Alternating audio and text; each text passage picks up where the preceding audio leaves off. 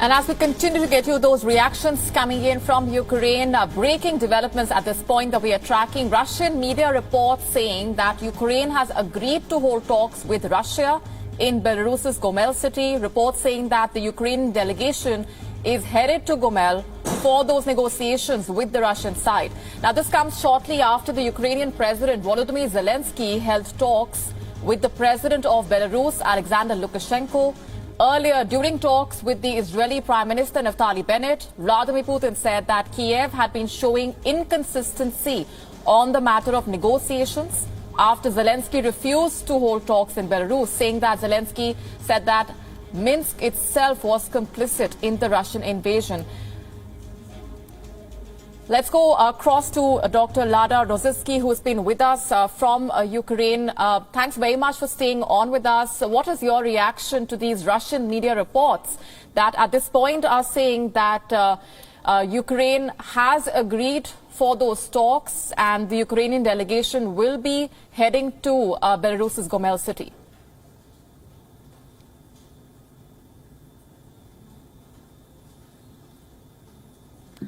Nothing has been confirmed that I can see on the press or on the official sites.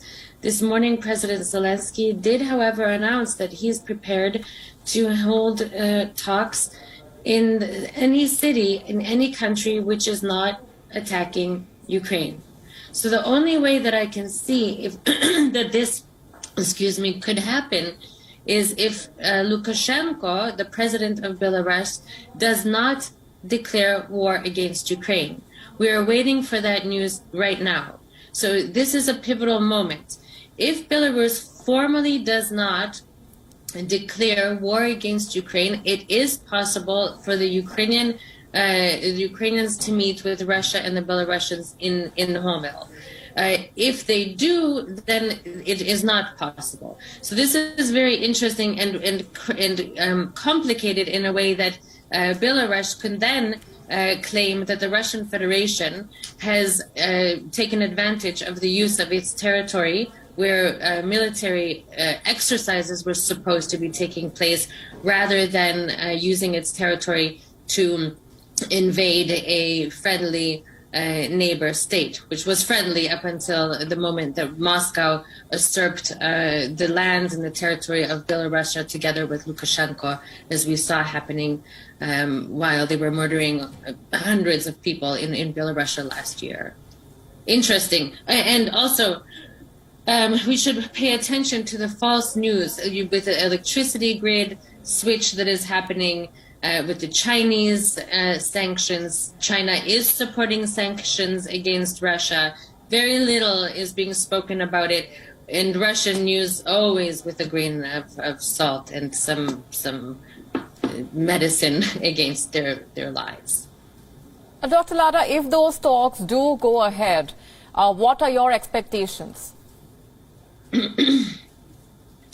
I think that they're going to be very long, and Ukraine probably will need to have some support from an ally.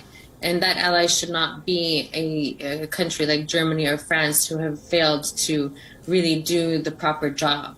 I don't expect much. I hope for peace. We call for a ceasefire immediately. And Ukraine is Ukraine. I think that they will actually want to overthrow the government and implant their own puppet regime.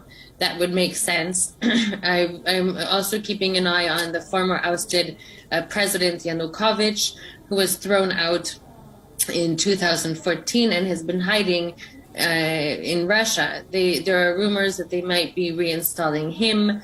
The treacherous Medvedchuk, who helped Putin destroy and tear the Donbas territory and infiltrate Ukraine with agents throughout the years.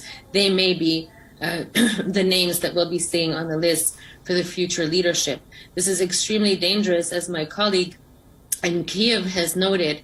Ukrainians, civilians, men, women, young, old, are now joining the forces of the territorial defense, and they are being armed.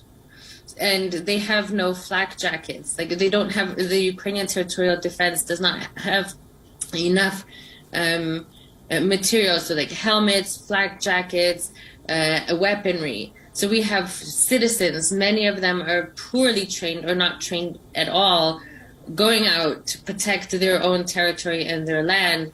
It's a very, very high risk of things going extremely wrong. This is why we've been calling for days now an immediate cooperation with United Nations peacekeepers. We need them on the ground.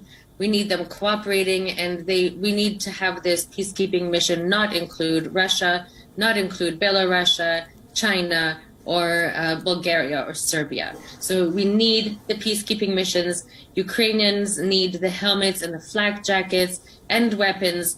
And these talks, if Ukraine isn't supported now, these talks are going to continue causing war far beyond Ukraine's borders. Right. What do you think Russia is trying to do here, all this while saying that it is ready for talks and then going ahead with that full-scale invasion and at the same time insisting that Kiev should prepare for talks and be ready to come on the negotiating table? Mm-hmm. I think what Russia is trying to do here is really establish global empire. And it's been doing very well, excuse me, for quite some time by using instruments such as Russia Today. And it won't stop. Importantly, the Soviet Union was not a concept that was geopolitically or geographically, limiting. So any country could become a part of this union. And I believe that Putin and the Kremlin have this idea that they will be able to take little parts of Spain and influence separatism in the United States. And little by little, this strategic separatism will grant them power. Because up until to date, the powers that can stop the war are actually standing on the knees in front of Putin in fear of Putin rather than standing high above Putin and with their integrity in the rule of law, because justice is on the side of good in this war. Dr. Lara Rosiski, thanks very much for being here on WION World is One and sharing those perspectives, and stay safe. And it's absolutely unfortunate that you've had to leave your home in Kiev. WION now available in your country. Download the app now. Get all the news on the move.